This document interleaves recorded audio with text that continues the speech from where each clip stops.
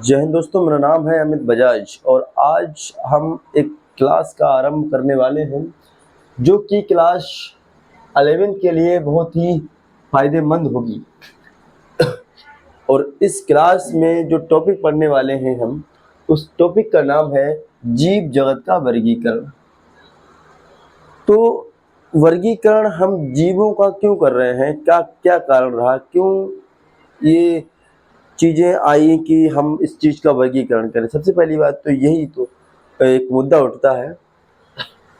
वर्गीकरण से हमें उन चीज़ों के बारे में पता चलेगा कि हम उनको छांट सकते हैं। जैसे मान लीजिए कि पेन और पेंसिल है, हमारे पास थोड़ी सी पेन है, थोड़े से पेंसिल है, तो हमने पेन को अलग कर दिया और पेंसिल को अलग कर दिया, यही वर्गीकरण कहलाता है। हालांकि हम वर्गीकरण में मान लीजिए ये पेन है और ये पेंसिल है, इसको हम इस तरीके से रखते हैं, तो ये वर्गीकरण नहीं है। ठीक है, वर्गीकरण होगा कि इनकी सामान्यता, जैसे मान लीजिए ये ब्लू पेन है तो ये भी ब्लू पेन है, तो इन दोनों की सामान्यता मिल चुकी है। तो जो सामान्यता मिल रही है, इस चीज़ को हम कहते हैं वर्गीकरण।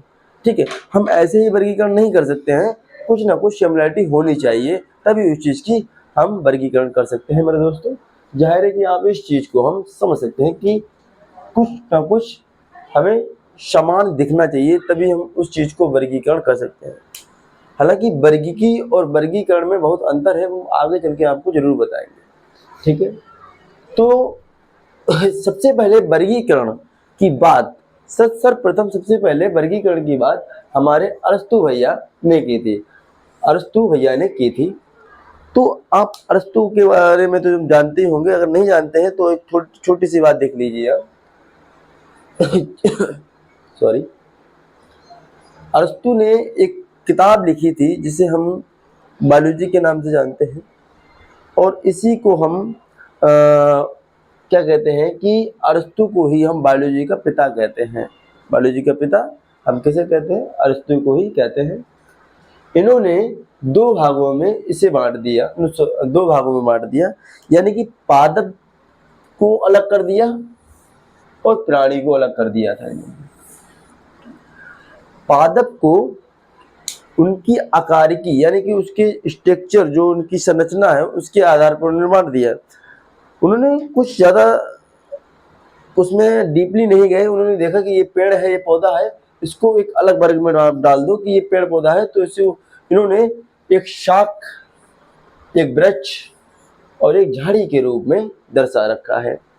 शाख वो होते हैं जो छोटे छोटे पौधे होते हैं, जैसे हम कहते हैं शाक, जो इसकी हम जैसे आज दिन सब्जी बना लेते हैं तो उन्हें शाक भी बोलते हैं। वृक्ष तो आप जानते ही हैं, और झाड़ियाँ जो होती हैं जो घनी तरीके से होती हैं, उन्हें हम झाड़ियाँ कहते हैं। तो उन्होंने पादपों को तीन वर्ग में बांट दिया, कह सकते हैं तीन भागों में बांट दिया इन्होंने, कि शाक और वृक्ष और झाड़ी। किसके आधार पर बांटा इन्होंने? उनकी संरचना देख के, उनके स्ट्रक्चर देख के, उनका शरीर देख के, आकारिकी को देखकर उन्होंने उसे बांट दिया। और प्राणी को बांटा उन्होंने रक्त देखकर, यानी कि उन्हें ब्लड देखकर, उनको ब्लड, ठीक, यानी कि ब्लड देखकर उनको बांट दिया गया। ठीक है, उन्होंने देखा कि जिनों में लाल रक्त, जिनमें लाल रक्त उपस्थित नहीं है तो उन्हें अलग वर्ग में बांट दिया, और जिसमें उपस्थित है उसे अलग वर्ग में बांट दिया।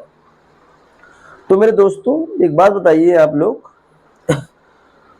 कि जो ब्लड का रंग लाल होता है वो किस कारण होता है?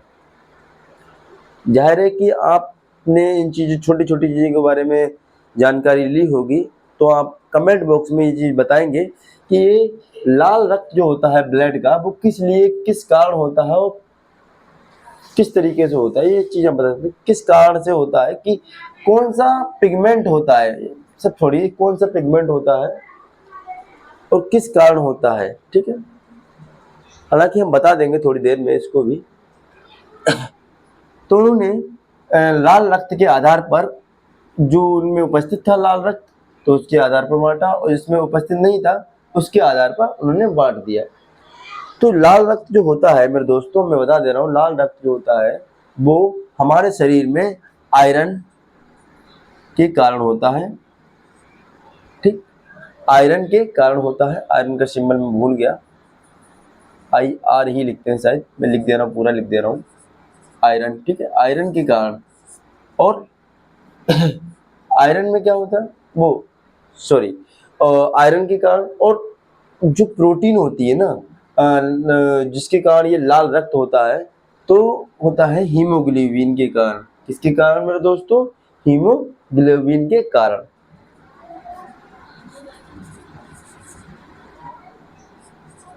हीमोग्लोबिन के कारण ये लाल रक्त होता है।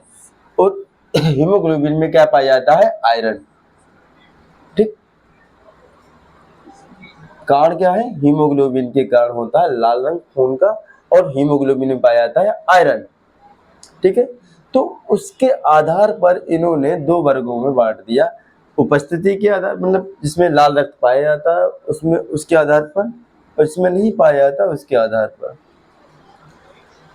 अब बात उठती है कि किस में लाल रक्त पाया नहीं जाता, तो उसके एग्जाम्पल मैं आपको दर्शा दे रहा हूँ। एक ये एग्जाम्पल बहुत ही काफ़ी है आपके लिए, ऑक्टोपस। ऑक्टोपस आपने देखे होंगे, जिसके बड़े बड़े से 4-5, मुझे याद नहीं आ रहा, स्टार टाइप का होता है, लेकिन लंबे लंबे से हाथ होते हैं उसके, पैर, हाथ मान लो, पैर मान लो, तो उसके आधार पर होता है। अब बात आती है कि भाई इसमें कौन सा रंग होता है, कि मान लिया कि इसमें उपस्थित लाल रंग नहीं होता, तो इसमें रंग कौन सा होता है? वो इसमें रंग होता है मेरे दोस्त, वो होता है ब्लू कलर का, यानी कि नीले कलर का होता है इसमें। इसके अंदर जो ब्लड होता है वो नीले कलर का होता है। पर ये नीले कलर का होता है, मान लिया सर जी, मान लिया हमने, लेकिन ये जैसे ही हमारा लाल रक्त हीमोग्लोबिन के कारण था, ठीक है, और फिर ये ब्लू रंग किसके कारण था? इसको भी बताना पड़ेगा मेरे दोस्त, इसको भी बताना पड़ेगा।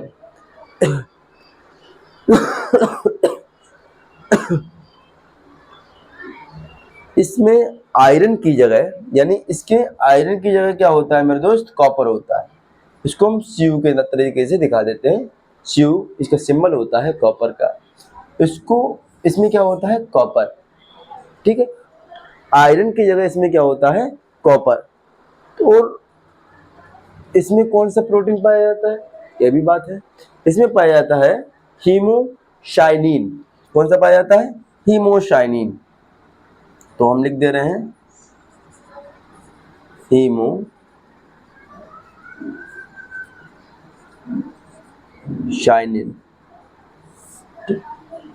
हीमोसाइनिन में क्या होता है? कॉपर होता है, जिसके कारण इसका रंग नीला होता है। और वो नीला रंग किसका होता है? ऑक्टोपस का।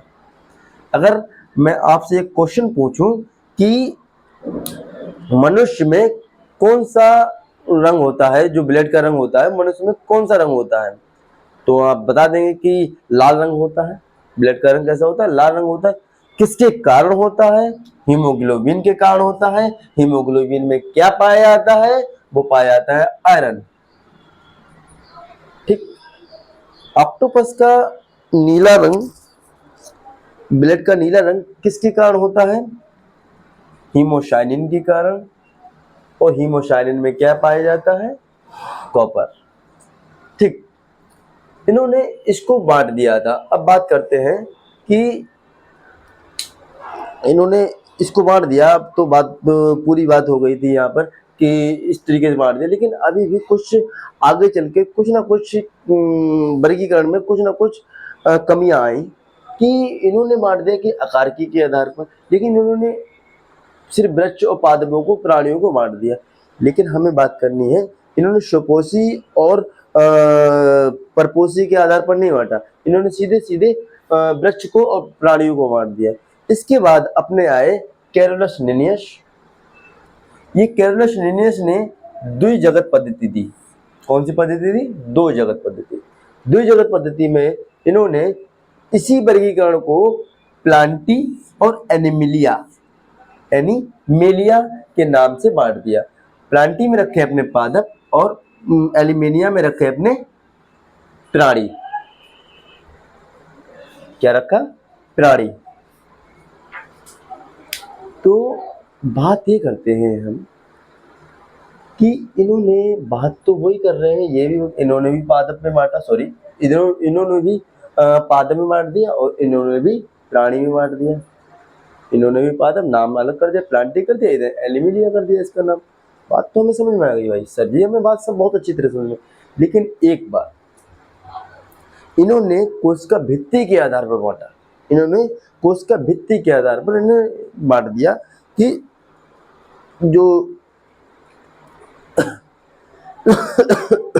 पेड़ पौधे हैं वो कोशिका भित्ति के आधार पर, इन्होंने कहा कि जिसमें कोशिका भित्ति पाई जाती है वो हमारे पादप में आएंगे और जिसमें कोशिका भित्ति नहीं पाई जाती है वो प्राणी में पाए जाएंगे। मान लिया कोशिका भित्ति क्या होती है, सबसे पहली बात तो आप समझ लीजिए।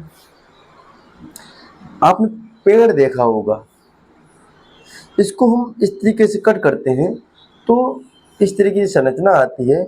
इसमें एक जो बाहरी परत होती है इसको हम बोलते हैं कोशिका भित्ति। क्या बोलते हैं? कोशिका भित्ति।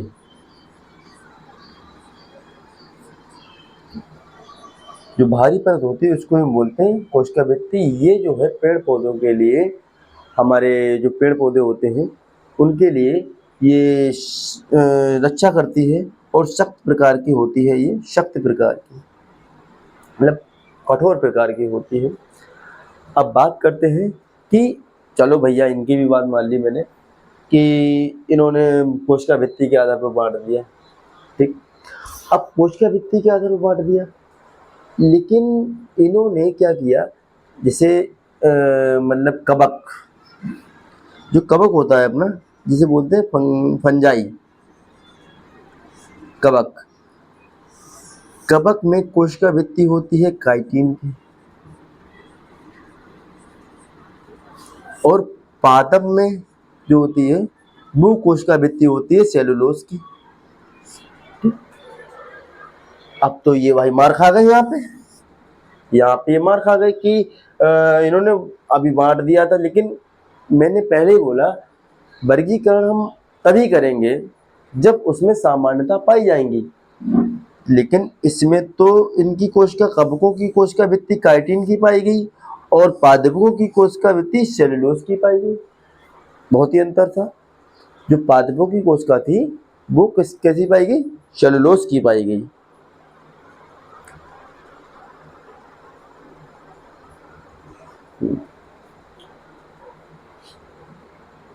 तो ये चीज यहाँ पे अटक गए थे। फिर बाद में एक साइंटिस्ट आए थे, उनका नाम था R.H. व्हिटेकर। उन्होंने 5 जगत में बांटा। अगली वीडियो में हम R.H. व्हिटेकर के बारे में जानकारी लेंगे, उनके बारे में पढ़ेंगे। जाहिर है आपको ये वीडियो पसंद आई है तो वीडियो को लाइक एंड सब्सक्राइब जरूर करें और चैनल को ज़्यादा से ज़्यादा ग्रो कराएं। थैंक यू, धन्यवाद।